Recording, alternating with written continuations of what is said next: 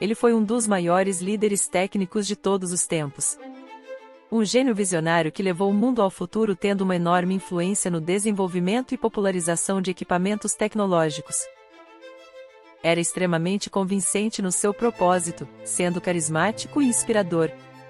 Era obstinado e altamente comprometido com seu trabalho. Mas, por outro lado, era uma pessoa muitas vezes cruel, explosiva e de caráter duvidoso. Este era Steve Jobs. Fique conosco que vamos falar mais sobre a sua personalidade controversa. Mostraremos fatos na sua vida, ressaltando os aspectos que levaram a ser uma das maiores figuras dos últimos tempos e apresentando fatos positivos e negativos da sua personalidade.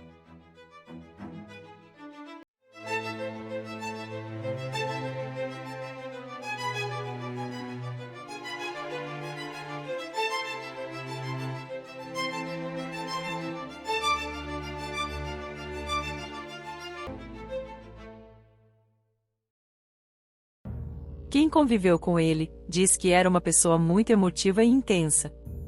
Era extremamente focado e apaixonado pelo que fazia, e a forma como ele se concentrava e se dedicava a seus projetos era única.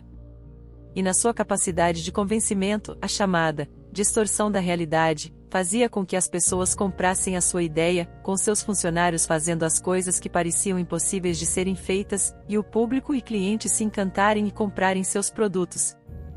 Uma coisa é certa na personalidade de Steve Jobs: ele era franco com as pessoas. Mesmo que pudesse ser rude ou faltar com o respeito com alguém, ele falava a verdade, sem rodeios, mas a verdade. Steve Jobs era um visionário. Já no início de carreira ele tinha a compreensão do que o computador podia se tornar, e do que seria possível fazer com estas máquinas, inclusive com a visão do que as próximas gerações de computadores poderiam fazer. Ele fez uma série de inovações, revolucionando a visão que as pessoas tinham dos computadores, trazendo tecnologia ao entretenimento, música, vendas, telefonia celular e telecomunicações.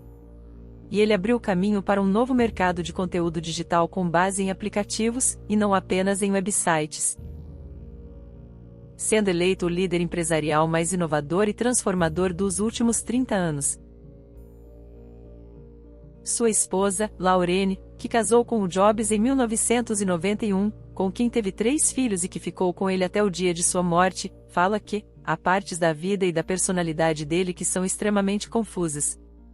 Assim, apresentaremos trechos da história de Steve Jobs que demonstram essa visão.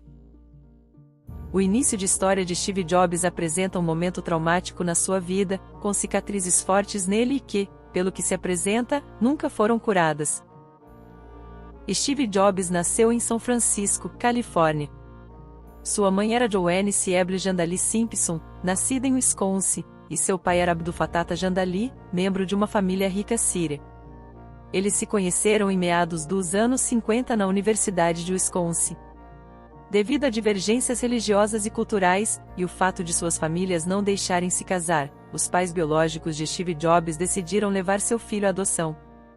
Apesar de ser uma gravidez indesejada, Joanne amava seu filho e ainda tinha uma leve esperança de ficar com o bebê, mas sua família foi irredutível e o casal, Paul Reynolds Jobs, mecânico e ex-membro da Guarda Costeira, e Clara Gopian Jobs, filha de imigrantes armênios, ficariam com o bebê. Joanne relutou em deixar seu filho com o casal pois eles não tinham terminado o estudo e ela tinha medo do filho ter um futuro medíocre. Joanne só deixou o filho ser adotado pelo casal Jobs após Paul assinar um compromisso de criar um fundo para enviar o menino à faculdade. O fato de ser adotado foi extremamente doloroso para ele. Algumas declarações a seguir demonstram como ele se sentia em relação a isso. A primeira é relativa ao seu famoso discurso na Universidade de Stanford em 2005, em que ele mesmo fala sobre o processo de adoção e percebe-se a mágoa que ele carregava de ter sido adotado. It started before I was born. My biological mother was a young, unwed graduate student, and she decided to put me up for adoption. She felt very strongly that I should be adopted by college graduates, so everything was all set for me to be adopted at birth by a lawyer and his wife. Except that when I popped out, they decided at the last minute that they really wanted a girl. So my parents, who were on a waiting list, got a call in the middle of the night asking, "We've got an unexpected baby boy. Do you want him?" They said, "Of course." My biological mother found out later that my mother had never graduated from college and that my father had never graduated from high school. She refused to sign the final adoption papers. She only relented a few months later when my parents promised that I would go to college. This was the start in my life. Dá para sentir o peso em sua voz desse fato em sua vida. Uma outra declaração é relativa à entrevista de Daniel Kottke, um dos amigos mais antigos de Jobs e que morou um tempo com ele e que trabalhou no início da Apple. Daniel fala o quanto o afetou ser adotado.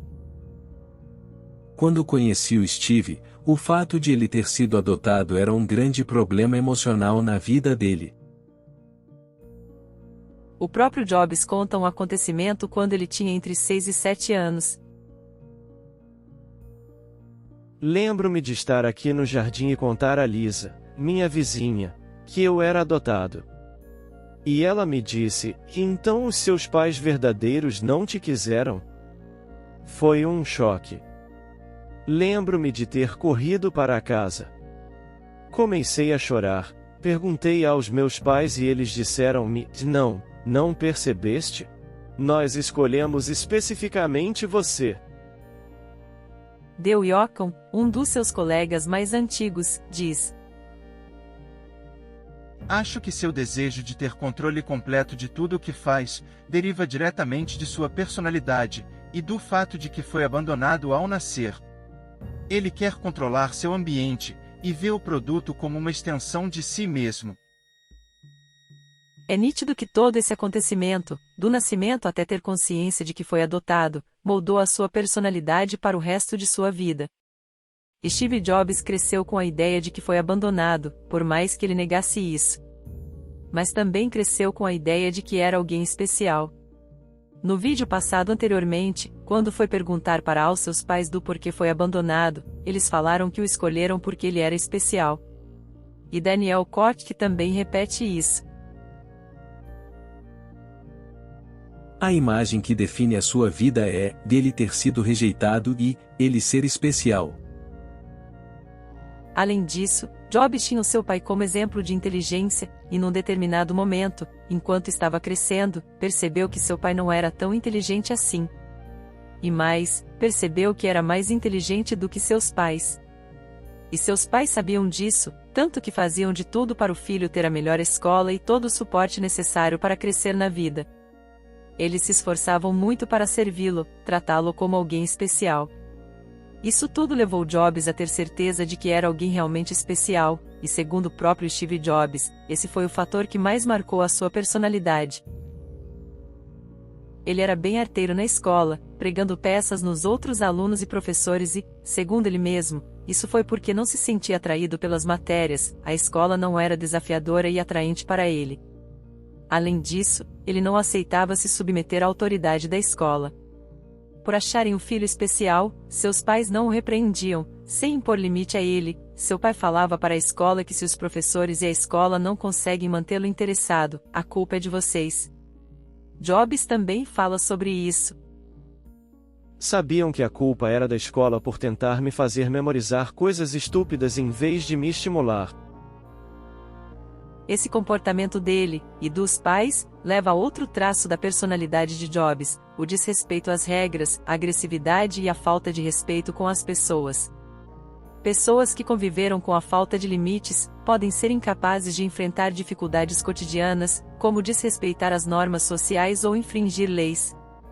E, veremos mais à frente, esse aspecto da personalidade de Jobs. Nos anos seguintes, Jobs teve uma professora que conseguiu estimular a estudar e se interessar por ciência. Aprendi mais com ela do que com qualquer outro professor, e se não fosse por ela, tenho certeza de que eu teria ido parar na cadeia. Isso reforçou, mais uma vez, a ideia de que ele era especial. Na minha turma, ela só se preocupava comigo. Ela viu algo em mim. Depois disso, Jobs continuou evoluindo cada vez mais na escola, ao ponto em que foi convidado a pular 2 anos à frente da sua série. demonstrando que tinha uma inteligência acima da média. Mas seus pais acharam mais prudente que ele pulasse apenas um ano. Na nova série e mudando de escola, Jobs se viu isolado com colegas de classes mais velhos. Com o passar do tempo foi ficando cada vez mais difícil para ele frequentar uma escola com ensino fraco e em que era vítima de bullying. Então Jobs vê que a única alternativa é mudar de escola. Aí, aparece mais uma vez o seu perfil autoritário. Ele exige dos pais uma mudança de escola e fala se eles não o atenderem, ele não irá mais. Seus pais tentam de tudo, mas a única alternativa foi vender a casa e ir para uma outra numa região de escolas melhores.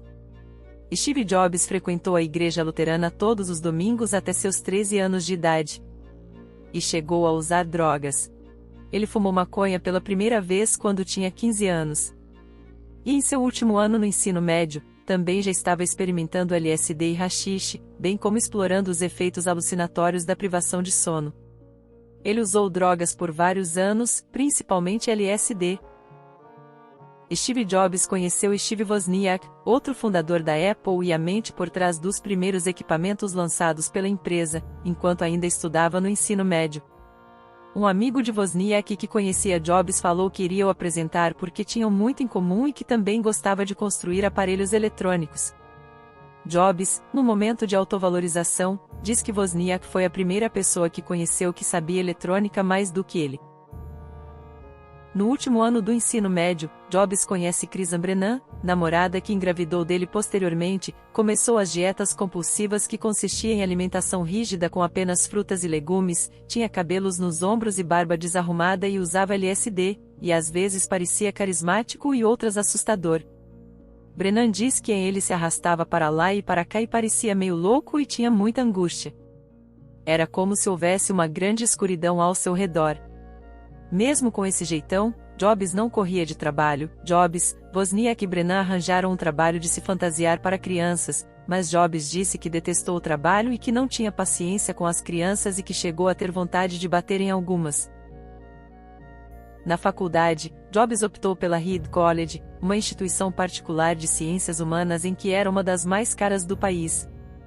Ele queria algo que tivesse uma pegada mais artística e interessante. Porém, o valor dela estava muito superior ao que os pais poderiam pagar. Eles tentaram de tudo para que Jobs desistisse de lá, mas ele insistiu e, então, mais uma vez, seu perfil autoritário entrou em cena.